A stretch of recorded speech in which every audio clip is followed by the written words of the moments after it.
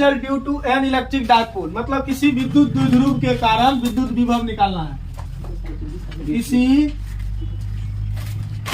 विद्युत द्विध्रुव के कारण विद्युत विभव निकालना है बबुआ,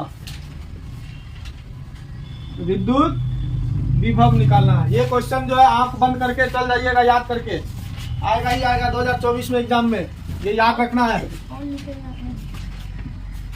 एन एन एन 5 नंबर में पूछेगा, जब भी पूछेगा यार सर पक्का पूछेगा नहीं। हाँ लिखवा लीजिए, आंख बंद करके चल जाना, बाद में क्वेश्चन लेके क्वेश्चन नंबर बैठा देना, ठीक है।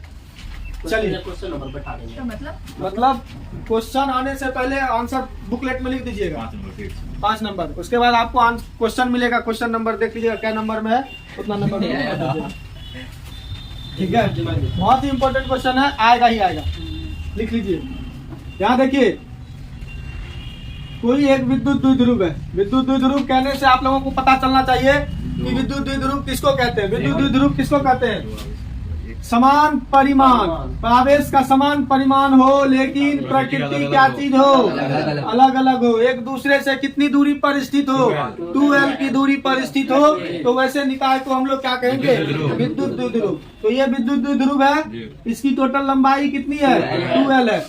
अब इसका एक मिड पॉइंट होगा कहीं ना कहीं, वो मिड पॉइंट क्या हो जाएगा? यहाँ से भी l और ये भी l, इस पॉइंट को O ले लेते हैं, ठीक है। अब देखिए कि बोल रहा है किसी बिंदु पर, मतलब electric potential due to an electric, हम कहीं भी निकालेंगे इलेक्ट्रिक पोटेंशियल, तो किसी भी पोजीशन में सबसे पहले निकाल लीजिए। मान लीजिए यह पॉइंट क्या है बउआ? P है। क्या है? P है, जिसका कोऑर्डिनेट r, थीटा दिया हुआ है। कितना दिया हुआ है? r, theta. मतलब मध्य बिंदु से यह पॉइंट P कितना डिग्री पर झुका हुआ है? थीटा डिग्री पर झुका हुआ है।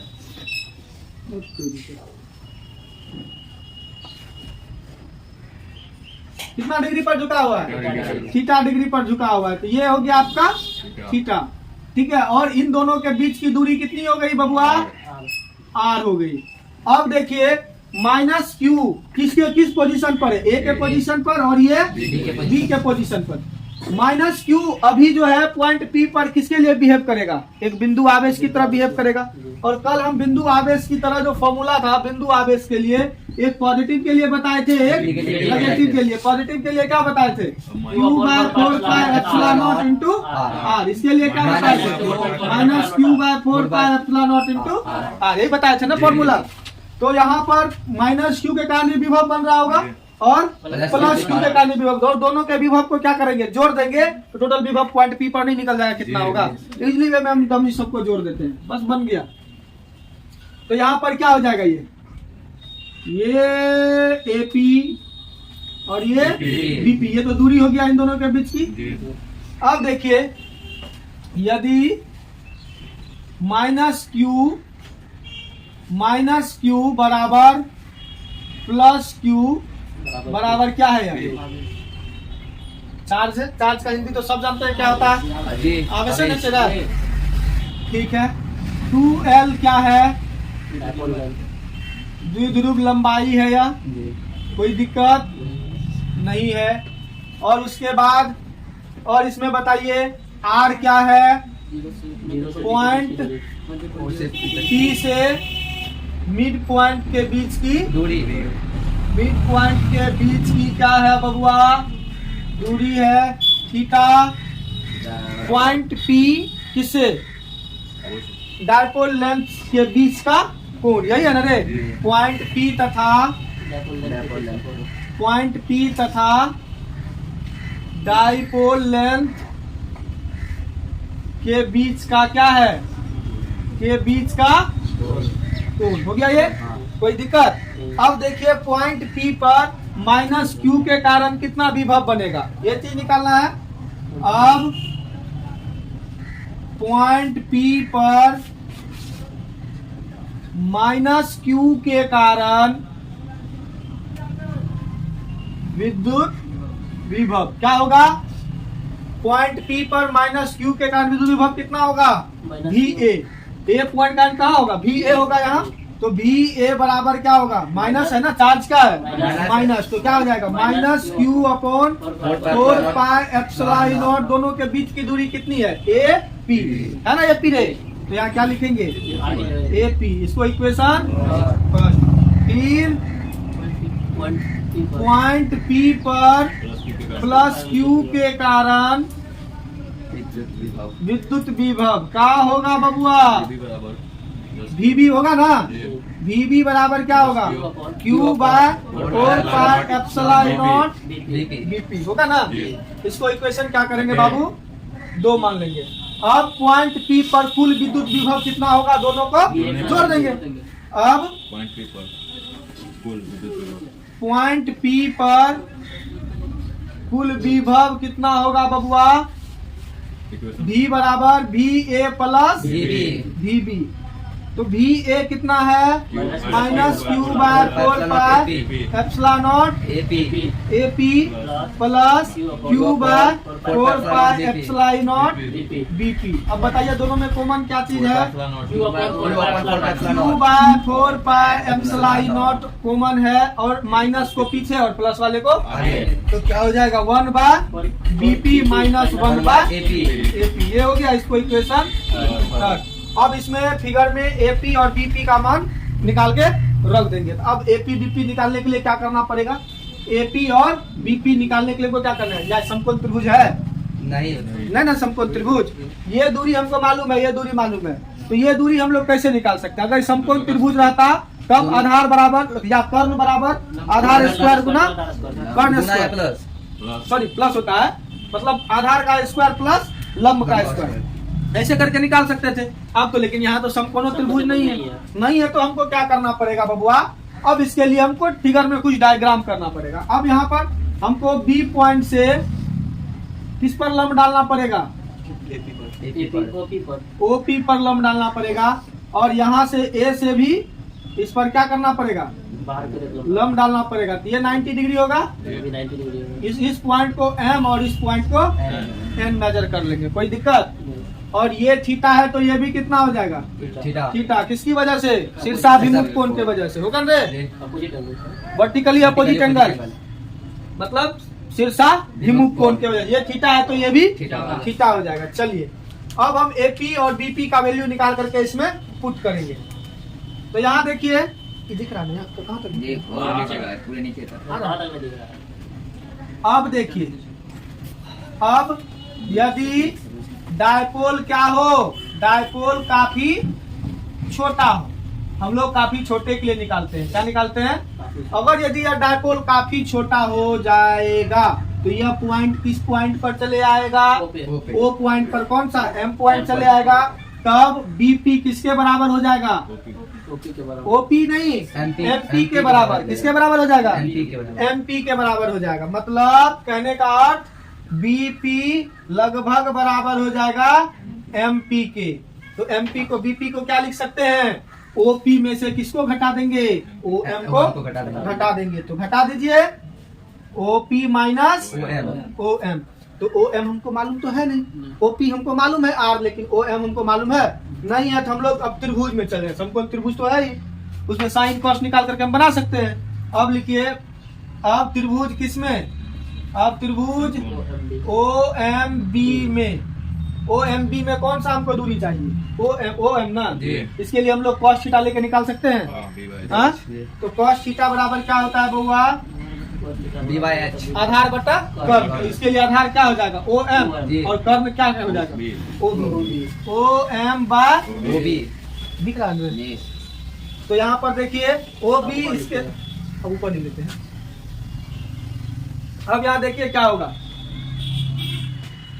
ओ बी को हम लोग क्या लिख सकते हैं, एल, तो क्या हो जाएगा कॉस थीटा बराबर ओ एम बटा एल, तो ओ एम क्या हो जाएगा, एल कॉस होगा। हाँ, तो तब यहाँ ओ एम निकल गया, तो यहाँ पर क्या हो जाएगा, बीपी बराबर क्या लिख सकते हैं हम लोग, बीपी बराबर क्या लिख सकते हैं, ओपी कितना है, r minus l cos theta, o m का वैल्यू यही निकला, एल कॉस थीटा। इसको इक्वेशन क्या करो, 4 रख दो। फिर डायपोल काफी छोटा हूँ, फिर डायपोल काफी छोटा हो, तब बताइए अगर ये डायपोल काफी छोटा होगा तो ये एंड पॉइंट कहाँ आ जाएगा, ओ पर। तो AP बराबर क्या हो जाएगा, NP के बराबर हो जाएगा। तो AP बराबर किसके हो जाएगा, NP। तो AP को क्या लिख सकते हैं, OP प्लस ON लिख सकते हैं ना। तो यहाँ क्या लिखेंगे, OP प्लस ON लिख दीजिए, और ये लिख दीजिएगा तो क्या हो जाएगा बताइए, सर OP प्लस ON। हाँ OP प्लस ON दोनों को जोड़ेंगे तो उसमें तो घटा था। अब देखिए फिर OM तो हमको मालूम नहीं है कितना दूरी है, तो ON निकालने के लिए क्या करेंगे, फिर त्रिभुज किसमें, फिर त्रिभुज AON में। तो यहाँ भी cos थीटा लेना पड़ेगा, cos थीटा बराबर ON बटा AO, ON बटा AO। तो AO कितना है L, तो cos थीटा बराबर ON बटा L। तो यहाँ पर ON बराबर क्या हो जाएगा, L cos, तो L cos थीटा हो गया। फिर तब यहाँ पर AP बराबर क्या होगा, तब AP बराबर क्या होगा, OP का वैल्यू है R प्लस ON का L cos थीटा। तो इसको इक्वेशन 5। अब देखिए BP और AP का वैल्यू निकल गया। अभी दोनों का वैल्यू कहाँ रख देना है, इक्वेशन 3 में। अब इक्वेशन 3 में AP तथा BP का मान रखने पर, तो रख दो, तो क्या होगा, V बराबर Q by 4 pi epsilon not.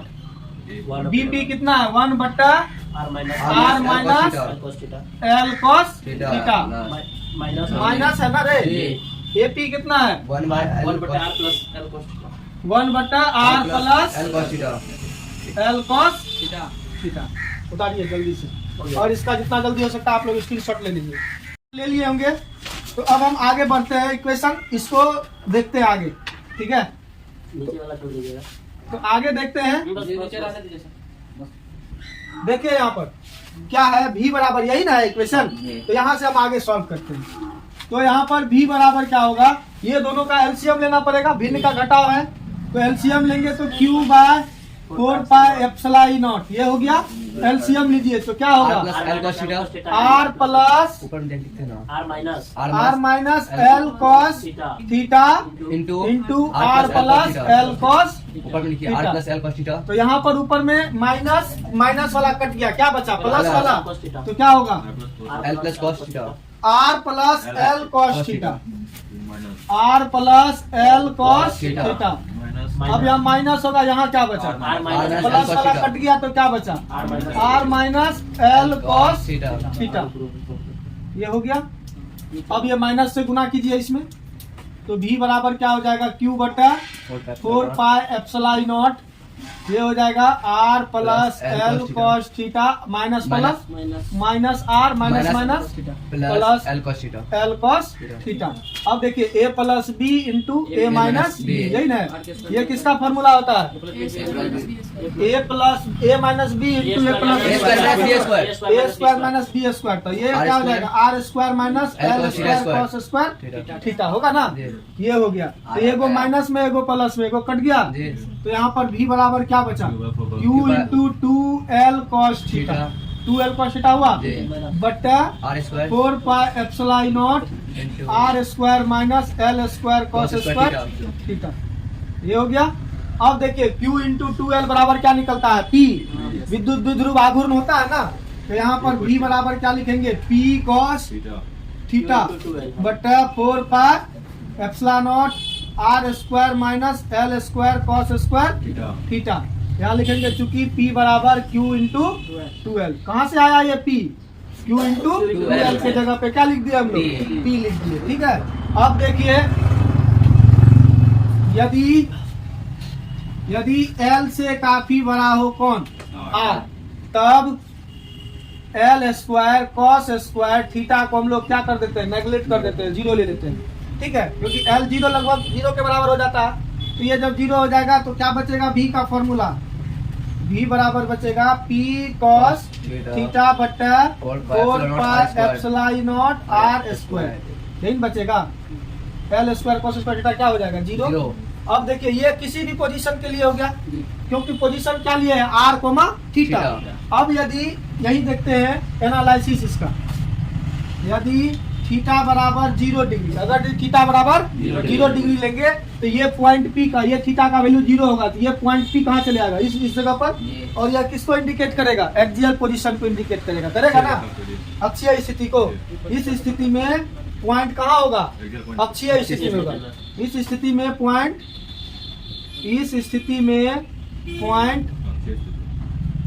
अक्षीय स्थिति में होगा, सही बात है, कोई दिक्कत नहीं है। तो यहाँ पर थीटा, तब यहाँ भी का वैल्यू क्या निकल जाएगा बताइए तो, पी कॉस 0 का वैल्यू क्या होता है 1 गुना पी, क्या होता है पी बटा 4 pi epsilon naught R square. ये हो गया किसके लिए, एक्सियल पोजीशन के लिए। फिर चलते हैं हम लोग इक्वेटोरियल पोजीशन के लिए,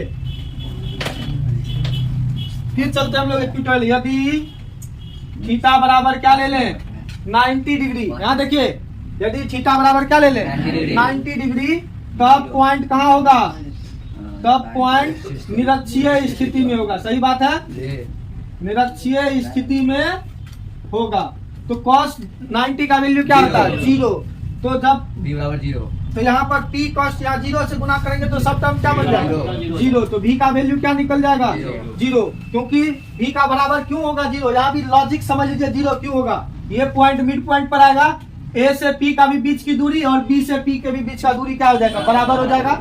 आवेश का परिमाण भी समान है, लेकिन क्या है विपरीत है, में एक है माइनस एक प्लस है, दोनों घट के क्या बन जाएगा 0, इसीलिए विभव यहाँ क्या हो गया 0। बात समझ में आ गया। अब यहाँ थोड़ा सा नोट हम लोग देख लेते हैं, नोट देख लेते हैं। पॉइंट चार्ज के लिए, किसके लिए, पॉइंट चार्ज के लिए क्या था v, पॉइंट चार्ज के लिए v समानुपाती 1/r था ना, लेकिन डायपोल के लिए क्या निकला देखिए तो r स्क्वायर निकला ना, लेकिन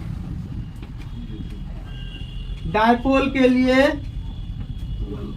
क्या निकल गया बउआ v समानुपाती 1/r स्क्वायर। स्क्रीनशॉट ले लीजिए इसका और कंप्लीट करके रखिएगा।